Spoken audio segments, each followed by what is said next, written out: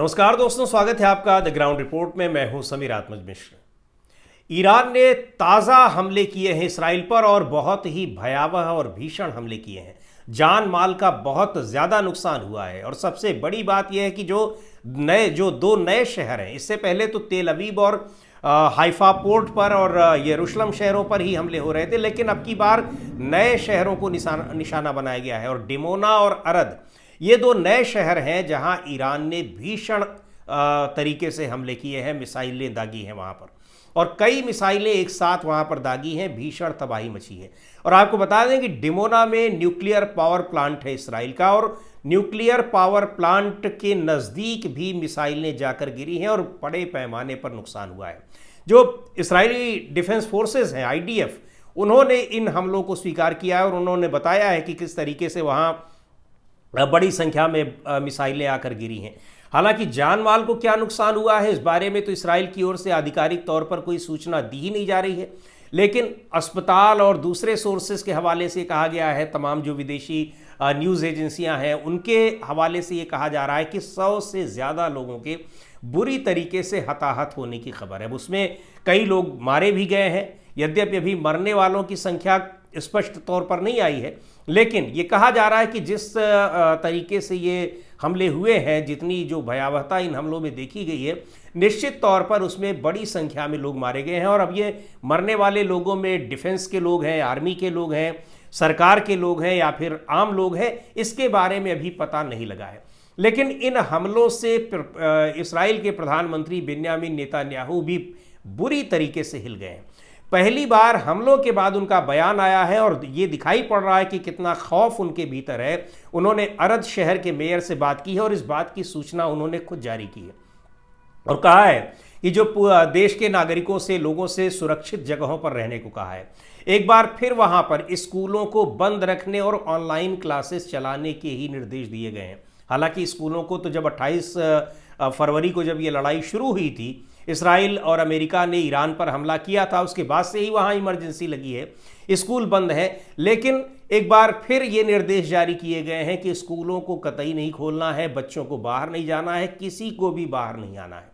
यानी ये पूरा इसराइल जो है किस खौफ में जी रहा है, इस बात से ये पता लगता है। और आज के जो ताज़ा हमले हुए हैं, इसमें तो बुरी तरीके से हिले हुए दिखाई पड़ रहे हैं प्रधानमंत्री बेंयामिन नेतन्याहू। इसके पीछे एक बड़ी वजह यह भी है, पहली बात तो कि अब अपने देश में भी ज़बरदस्त तरीके से वो भी घिरे हुए हैं जिस तरह से डोनाल्ड ट्रंप है। हालांकि ट्रंप की तुलना में इसराइल में नेतन्याहू का विरोध उतना नहीं है, उनके समर्थक ज़्यादा है, इसलिए कि वो ईरान को अपना सीधा दुश्मन मानते हैं इसराइल के लोग। बावजूद इसके इस बार जो ईरान पर हमला हुआ है उसको लोग बेवजह हमला बता रहे हैं, इसलिए नेतन्याहू घिरे नजर आ रहे हैं। कहा भी ये जा रहा है कि नेतन्याहू को चुनाव जीतना था, इसलिए इस हमले को किया गया ईरान पर, और जिसकी कीमत पूरा का पूरा इसराइल भुगत रहा है, उसकी कीमत चुका रहा है। अमेरिका में भी यही बात कही जा रही है।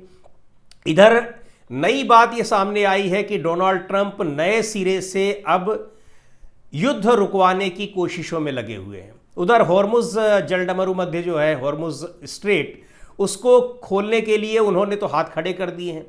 और अब जहां वो पूरे के पूरे अरब देशों की जिम्मेदारी, जो उनके अपने मित्र देश थे, उनकी जिम्मेदारी, उनकी सुरक्षा की, उनके संसाधनों की सुरक्षा की, इन सब की जिम्मेदारी अमेरिका ने ले रखी थी। उसके एवज में करोड़ों डॉलर हर साल उनसे वसूल किया करता था। अब अमेरिका ने हाथ खड़े कर दिए हैं। वहाँ जो अमेरिकी बेसेस हैं, डिफेंस बेसेस, वो पूरी तरीके से तबाह हो गए हैं, रडार सिस्टम तबाह हो गया है, तेल ठिकानों पर लगातार हमले हो रहे हैं। और इन जो तेल के ठिकाने हैं, इनमें बहुत बड़ा निवेश अमेरिका का भी है और गल्फ कंट्रीज़ का तो है ही है। और इन सारे नुकसानों को रोकने का कोई मैकेनिज्म अमेरिका के पास नहीं है, और इन देशों के पास इसलिए नहीं है कि इनको लगता था कि अमेरिका उनकी रक्षा करेगा। तो ये लड़ाई अब बहुत बुरी तरीके से इन सारे लोगों को घेरे हुए है, और इस पूरे मामले में घिरते नजर आ रहे हैं सबसे ज़्यादा डोनाल्ड ट्रंप, क्योंकि उनका अपने देश में भी ज़बरदस्त विरोध हो रहा है, पूरी दुनिया में भी उनको साथ नहीं मिल रहा है, और इधर जिन खाड़ी के देशों की जिम्मेदारी थी वो भी इनके ऊपर अब दबाव बना रहे हैं कि हमारी तो अर्थव्यवस्था ही पूरी तरीके से तबाह होती जा रही है। हॉर्मुज स्ट्रेट के बंद होने से जो तेल टैंकरों की आवाजाही होती है वो पूरी तरीके से रुकी हुई है। सबसे ज़्यादा नुकसान उसका जो है एशियाई देशों को, दक्षिण एशियाई देशों को हो रहा है। भारत को भी नुकसान हो रहा है, क्योंकि भारत के यहाँ, हमारे देश में जो तेल आता है, ज़्यादातर एक तो तेल को हम इंपोर्ट करते हैं और 60-70% तेल इसी रास्ते से होकर आता है। तो ज़बरदस्त क्राइसिस हो रही है भारत के लिए भी। लेकिन मामला ये है कि ये लड़ाई रुकेगी कैसे। इधर डोनाल्ड ट्रंप ने एक बार फिर चेतावनी दी है कि वो ईरान के जो तेल ठिकाने हैं, गैस और ऑयल फैसिलिटीज़ हैं, उन पर और भी भीषण हमला करेंगे। ईरान ने फिर जवाब दिया है कि अगर हमला हुआ तो वो दोबारा उन तेल ठिकानों पर हमले करेगा जो खाड़ी के देशों में है, जिनमें अमेरिका का भी, अमेरिकी कंपनियों का भी निवेश है। अब ये चीज़ें दिखा रही हैं कि इस लड़ाई में नुकसान किसका हो रहा है और लड़ाई रुकेगी भी या नहीं रुकेगी। अभी जो ताज़ा तरीन खबरें आई हैं उसमें यह है कि G7 के देशों ने, जिसमें जर्मनी है, ब्रिटेन है, कनाडा है, फ्रांस है, इटली है, यूरोपियन यूनियन है, इन लोगों ने ईरान से इस लड़ाई को बंद करने की अपील की है।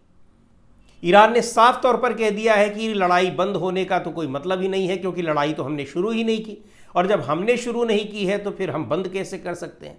सीधे सीधे उसने उनकी इस अपील को डिनाई कर दिया है और ये कहा है कि ये अपील जो की जा रही है ये अमेरिका के दबाव में की जा रही है, और ये अपील बेसिकली अमेरिका की है। तो अमेरिका खुद ही अगर ये अपील करे, चूँकि वो हमलावर है, तो फिर ये लड़ाई बंद हो सकती है। लेकिन अपील अगर करता है तो हमारी जो 3 शर्तें हैं, सीधे तौर पर ईरान के जो विदेश मंत्री हैं सैयद अब्बास अरागची, उन्होंने कहा है कि ये ईरान ने जब लड़ाई नहीं की है तो फिर उससे युद्ध रोकने की अपील करने का कोई सवाल ही नहीं उठता है, और आप ये उससे उम्मीद कैसे कर सकते हैं कि आपके ऊपर हमला होगा और आपसे कहा जाएगा कि आप संयम बरतिए। तो ये चीज़ ये संभव नहीं है। लेकिन अपनी शर्तों को ईरान ने दोबारा दोहराया है कि पहली बात तो ये कि उस पर हमले बंद हों, दूसरी बात यह कि दोबारा कभी फिर हमले हो नहीं और उसको मान्यता मिले, और तीसरी बात यह कि जो इस लड़ाई में उसका जो नुकसान हुआ है उसका हर्जाना दिया जाए। तो ये 3 शर्तें ऐसी हैं जिन पर ईरान की इन 3 शर्तों को बड़ा मुश्किल है अमेरिका के लिए और इसराइल के लिए कि मान लेना। पर इस लड़ाई के जो इसका इम्पैक्ट पड़ रहा है, इसका जो प्रभाव पड़ रहा है, पूरी दुनिया हिली हुई है। यहाँ आप देखिए कि दुनिया भर के शेयर मार्केट में उथल पुथल मची हुई है। तेल बाज़ार कहाँ जा रहा है, तमाम रिपोर्ट्स आ रही हैं कि अगर इसी तरीके से लड़ाई चलती रही तो अगले 15 दिनों के बाद 180-90 डॉलर पर बैरल पहुँच जाएगा तेल का दाम, क्रूड ऑयल का दाम। और अगर ये स्थिति आ जाती है तो फिर तहलका तो अभी मचा हुआ है, उसके बाद क्या स्थिति होगी ये सोचने समझने लायक है। पर यहाँ एक चीज़ और बड़ी महत्वपूर्ण है कि आखिर इस जो तेल की ये लड़ाई है, इस तेल की लड़ाई में तो जो ऑयल प्रोड्यूसिंग कंट्रीज़ हैं, यानी जहाँ तेल का उत्पादन हो रहा है, उन तेल के उत्पादक देशों को तो फ़ायदा ही हो रहा है, क्योंकि अब वो महंगा तेल बेच रहे हैं। लेकिन सवाल महंगे और सस्ते का नहीं है, सवाल इसकी क्राइसिस का है, क्योंकि मध्य पूर्व के देशों में ऑयल का प्रोडक्शन भी बड़ी बुरी तरीके से प्रभावित हुआ है। ऑयल की रिफाइनिंग भी प्रभावित हुई है, क्योंकि इस तरह के जो तमाम प्लांट्स हैं, संयंत्र हैं, उन पर हमले किए जा रहे हैं और हमले के डर के कारण बहुत सारे प्लांट इस समय बंद चल रहे हैं। तो सवाल केवल इतना ही नहीं है कि क्राइसिस है, क्राइसिस भी है, और दूसरी बात ये भी है कि जिन देशों को ये लग रहा होगा कि वो महंगा तेल बेच रहे होंगे, तो ऐसा नहीं है कि उनको महंगा तेल, उसका तेल महंगा बेचकर वो फ़ायदा तो ले रहे हैं, लेकिन ये है कि जब तेल बिकने ही नहीं पाएगा, निकलेगा ही नहीं, तो फिर उसको बेचेंगे क्या। तो सवाल यहाँ पर इसका है, जो क्राइसिस का है, कि ये जो संकट आया हुआ है तेल का और ऊर्जा का, वो बहुत बड़ा है। और अमेरिका के डोनाल्ड ट्रंप की इस धमकी पर सीधे तौर पर ईरान ने कहा है कि अगर हमारे तेल ठिकानों पर फिर हमला किया गया तो जितनी जो एनर्जी फैसिलिटीज़ हैं, एनर्जी फैसिलिटीज़ का मतलब कि जो तेल और गैस से जुड़े हुए जो जगह है, यानी जहाँ पर तेल की खुदाई होती है, तेल के कुएं जहाँ पर हैं और जहाँ इनको रिफाइन किया जाता है, रिफाइनरीज हैं, उन सारी जगहों पर हम फिर से हमला करेंगे। एक और बड़ी महत्वपूर्ण बात है कि जिस तरीके से कल ईरान ने हिंद महासागर के डियोगो गार्सिया पर बैलिस्टिक मिसाइल से हमला किया है, वो हमला अब ये दिखा रहा है कि ईरान जो दावा कर रहा है कि अभी तक तो उसने अपने बहुत हल्के फुल्के हथियारों का इस्तेमाल किया है, ड्रोन्स और बैलिस्टिक मिसाइल्स का, अभी जो असली जखीरा है उसका अभी तो रखा हुआ है। ये हमला जो था इस बात का संकेत दे रहा है कि वास्तव में अभी बहुत सारी जो घातक मिसाइलें हैं, लंबी दूरी तक मार करने वाली मिसाइलें हैं, वो अभी ईरान के पास बची हुई है।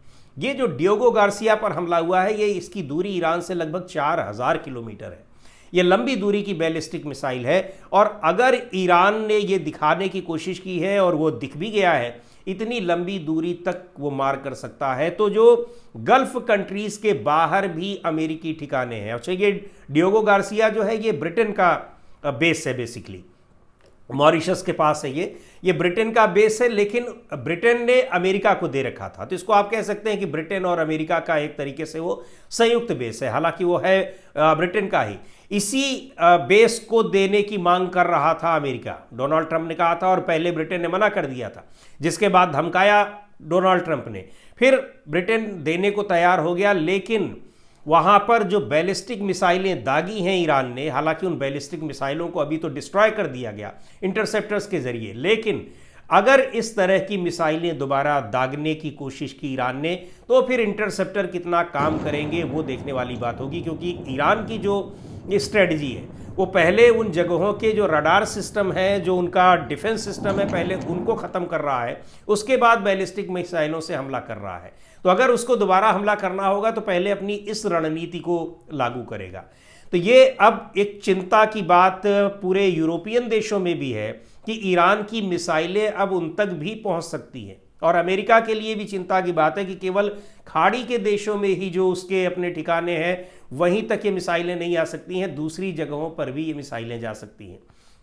और दूसरे देशों से जो उसने बहुत सारे ठिकाने किराए पर लिए हैं या उनके साथ मिलकर वो वहाँ पर ज्वाइंट एक्सरसाइज करता है, वो भी कैसे खतरे में आ सकते हैं। तो ये जो ट्रेलर एक दिखाया है कल ईरान ने, वो भी अमेरिका के लिए बड़ी चिंताजनक बात है। और अब तो लगातार ट्रंप ये कोशिश कर रहे हैं कि कैसे भी ये लड़ाई ख़त्म हो जाए, लेकिन लड़ाई ख़त्म होती नहीं दिखाई पड़ रही है, क्योंकि ईरान बार बार यही कह रहा है कि हमारे ऊपर हमला जब किया गया तो हमने उसके अपने बचाव में हमला किया है, हमने कोई किसी के ऊपर हमला नहीं किया, बेवजह हमारे ऊपर हमला हुआ है और ऐसा बार बार हो रहा है, इसलिए हम इस हमले को एक निर्णायक स्तर पर ले जाकर ही ख़त्म करेंगे। यानी या तो उसकी शर्तें मानी जाएं और या फिर लड़ाई आगे चलती रहेगी। तो देखते हैं क्या कुछ होता है। लेकिन ताज़ा हमलों ने एक बार फिर दहला दिया है पूरे इसराइल को भी, और कल का जो हमला था, जो 4000 किलोमीटर दूर बैलिस्टिक मिसाइल से जो ईरान ने हमला किया हिंद महासागर के डियोगो गार्सिया में, उसने अमेरिका को भी नए सिरे से हिला दिया है। और ख़ासकर उसके जो सहयोगी यूरोपीय देश हैं, भले ही एक तरह से किनारा किए हुए हैं, लेकिन उनके अंदर भी अब एक दहशत दिखाई पड़ रही है। और कहा भी है ईरान ने कि खासतौर पर ब्रिटेन को कि आप सीधे इस लड़ाई में नहीं है, लेकिन अगर आप अपने रिसोर्सेस का इस्तेमाल होने देते हैं, अपने ठिकानों का इस्तेमाल होने देते हैं इस लड़ाई में, तो माना जाएगा कि आप भी इस लड़ाई में उतर गए हैं। तो अब इन देशों के लिए भी एक बड़ी चेतावनी है कल का जो हमला था। और इसराइल पर तो नए सिरे से जो हमले हुए हैं, बहुत ही व्यापक पैमाने पर तबाही की खबरें वहाँ से आ रही हैं।